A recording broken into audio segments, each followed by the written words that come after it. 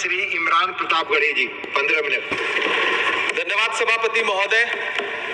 कभी सुदामा पांडे धूमिल जी ने कहा था कि एक आदमी रोटी बेलता है, एक आदमी रोटी खाता है, एक तीसरा आदमी भी है जो न रोटी बेलता है न रोटी खाता है, वो सिर्फ रोटी से खेलता है।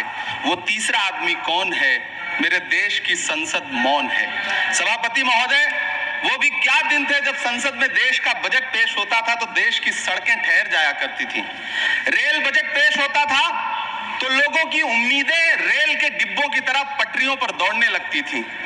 पूरा देश धड़कने रोक करके वित्त मंत्री और रेल मंत्री को सुना करता था।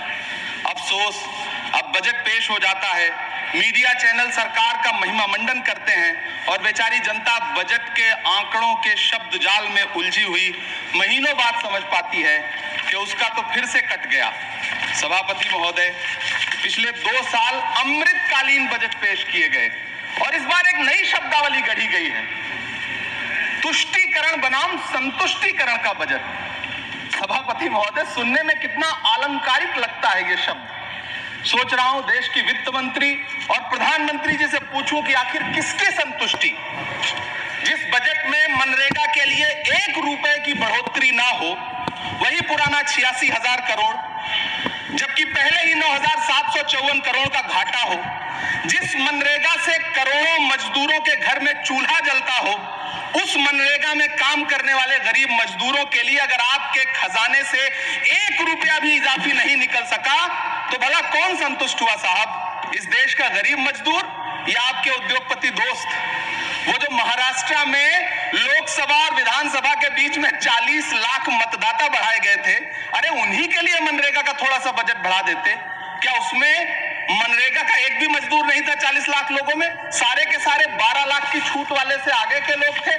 सभापति महोदय, कल जब वित्त मंत्री जी देश की संसद में भाषण दे रही थी तो वहां मुंबई में कोई गरीब इंसान जब अपनी जेब टटोल करके अपनी मोटरसाइकिल में 1 लीटर पेट्रोल भरवा रहा था तो उस पेट्रोल की कीमत थी 103 रुपया प्रति लीटर। आखिर इतना महंगा पेट्रोल डीजल खरीद के कौन संतुष्ट हो रहा है? इस देश के गरीब लोग या फिर सरकार के चहेते धन्ना सेठ?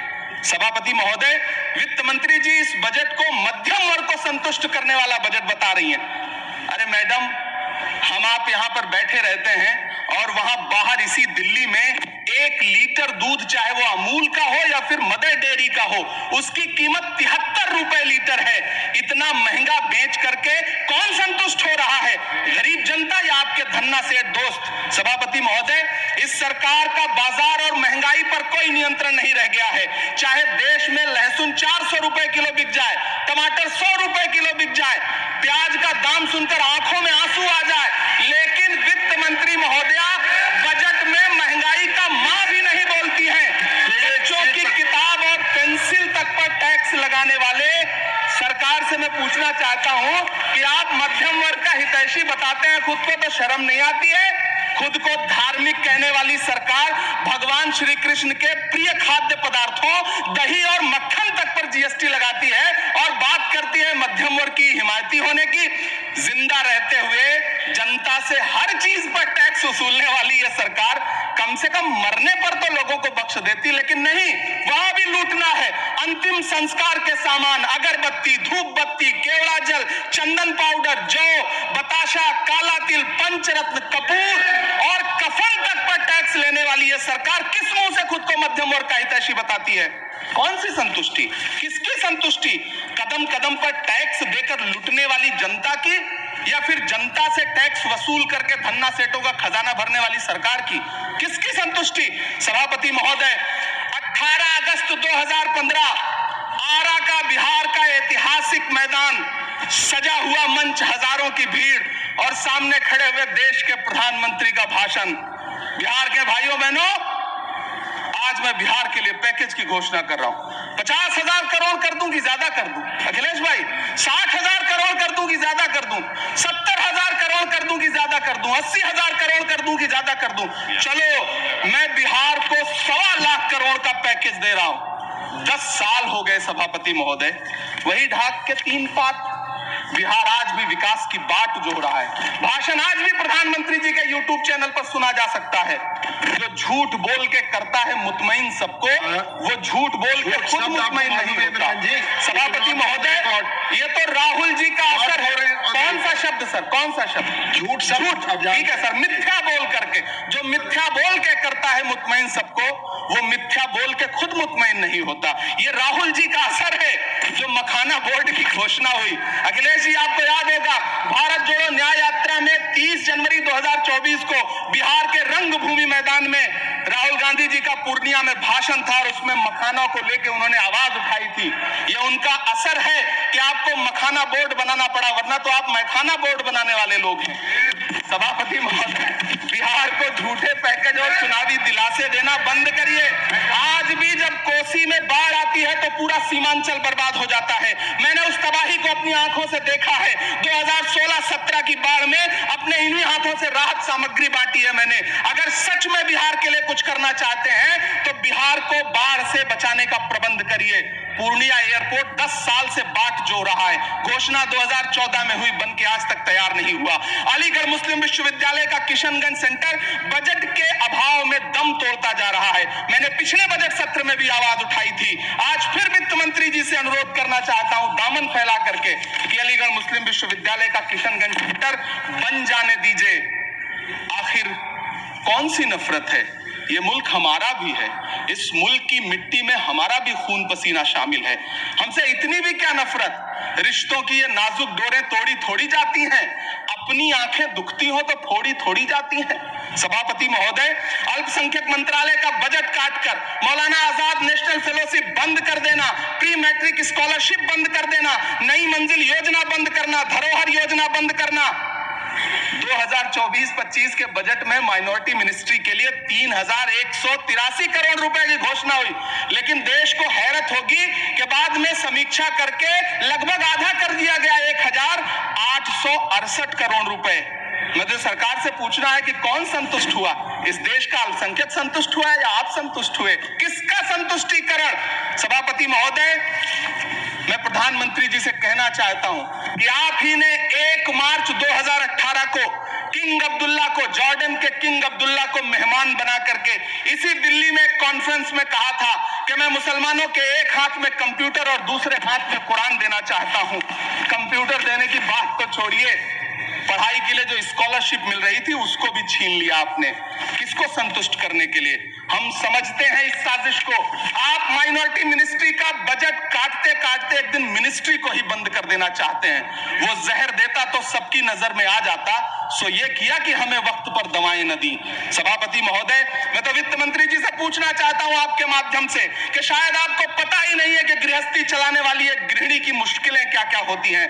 आपने कभी सोचा भी नहीं होगा कि जब वो किचन में सब्जी बनाने के लिए कढ़ाई में तेल डालती है तो उसके साथ उसके आंसू भी गिरते हैं। सभापति महोदय, शायद उन्हें पता भी ना हो कि एक छोटी सी गाड़ी और एक छोटे से फ्लैट का EMI भरने के बाद इस देश का एक गरीब इंसान जब अपने बच्चों की फीस भरने के बारे में सोचता है तो उसे कितनी खुशियों का गला घोंटना पड़ता है। शायद उनको पता भी नहीं है कि फसल बेच करके बिटिया की शादी का सपना सजाने वाला किसान जब अपनी फसल बर्बाद देखता है तो कितनी रातें सो भी नहीं पाता है। सभापति महोदय, शायद वो कभी इस पीड़ा को समझ ही नहीं पाएंगी कि परिवार के किसी एक सदस्य को कैंसर जैसी बीमारी हो जाए तो घर और जमीनें गिरवी रख उठती हैं लेकिन इलाज नहीं हो पाता। सभापति महोदय, इसी देश की संसद में कभी स्वर्गीय सुषमा स्वराज जी ने कहा था कि जब देश की करेंसी गिरती है तब देश की प्रतिष्ठा गिरती है। एक तरफ कोलंबिया जैसा छोटा सा देश और उसके प्रधानमंत्री गुस्तावो पेत्रो खड़े हैं जो कोलंबिया के नागरिकों को हथकड़ी लगाकर लाने वाले जहाज को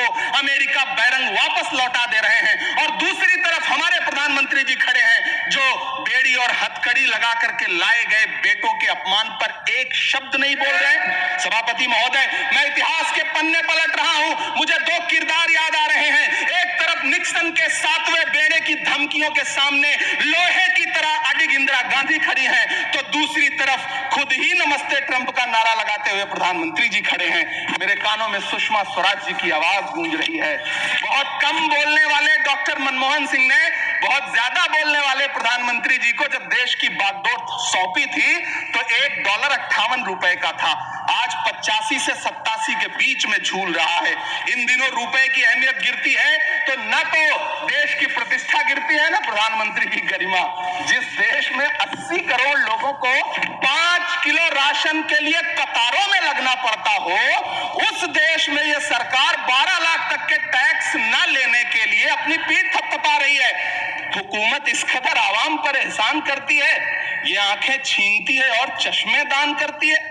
सभापति महोदय, महाराष्ट्र का भिवंडी हो, मालेगांव हो, इचल करंजी हो, यूपी का बनारस हो, मुआयमा हो, मुबारकपुर हो, रांची का छोटा नागपुर हो, बिहार का भागलपुर हो, हर जगह बुनकरों की उम्मीदें तोड़ रही हैं, लेकिन इस सरकार के पास उनके लिए कुछ भी नहीं है। मुरादाबाद का पीतल उद्योग, कानपुर का चमड़ा उद्योग, सहारनपुर का लकड़ी उद्योग, फिरोजाबाद का चूड़ी उद्योग, अलीगढ़ का ताला उद्योग, सब सरकारी प्लानिंग से तबाह हो रहे हैं। इन तमाम के बीच सरकारी सपोर्ट से बस एक उद्योग फल फूल रहा है, नोएडा का नफरत उद्योग। सभापति महोदय, जिस देश में 40 से 45% मेडिकल फैकल्टी की सीट खाली हो, वहां बजट में 75,000 नए मेडिकल सीट्स का ऐलान हो रहा है।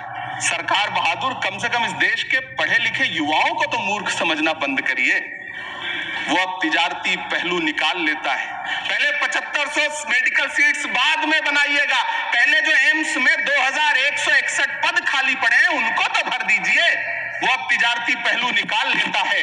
मैं कुछ कहूं तो तराजू निकाल लेता है। मैं इसलिए भी तेरे फन की कदर करता हूं तो झूठ बोल के आंसू निकाल लेता है। सभापति महोदय, फिर झूठ आया है, मैं उसे क्या कर दे रहा हूं, शायरी में बार बार आ जाता है, क्या करूं महोदय। काश ये बजट, सभापति महोदय, वो एक शब्द मैं मिथ्या कर दे रहा हूं सर, वो एक शब्द को हटा दीजिए। ध्यान रखें, ऐसे जो भी शब्द होंगे आपके वहां। सभापति महोदय, काश ये बजट बीपीएससी के पेपर लीक की शिकायत करने वाले नौजवानों पर बरसती हुई पुलिस के लाठियों पे, जख्मों पर मरहम लगा पाता। सभापति महोदय, पिछले 80 दिन से 70 साल का एक बुजुर्ग एमएसपी की लीगल गारंटी मांगता हुआ आमरण अनशन पे बैठा हुआ है। काश ये बजट किसान नेता जगजीत डल्लेवाल की टूटती हुई सांसों की पीड़ा सुन पाता। काश ये बजट प्रतियोगी परीक्षाओं की तैयारी के लिए दिल्ली, कोटा, पटना, अहमदाबाद जैसे शहरों में, इलाहाबाद जैसे शहरों में किताबों के साथ गल रहे युवाओं के सपनों को जिंदगी दे पाता। काश ये बजट वंदे भारत के सुनहरे विजुअल के बजाय देश की गरीब जनता को कुछ और पैसेंजर ट्रेनें दे पाता। काश ये बजट सीनियर सिटीजन को ट्रेन टिकटों में मिलने वाली रियायतें वापस लौटा पाता, जिनको सरकार ने कोविड के नाम पे छीन लिया था। काश ये बजट किसानों की राह में कीले नहीं बल्कि कालीन बिछाने वाला बन पाता। काश ये बजट सरकारी मालिकों को यह समझा पाता कि नेहरू को कोसने से अर्थव्यवस्था नहीं सुधरेगी, उसके लिए डॉक्टर मनमोहन सिंह साहब की अर्थ नीति अपनानी पड़ेगी।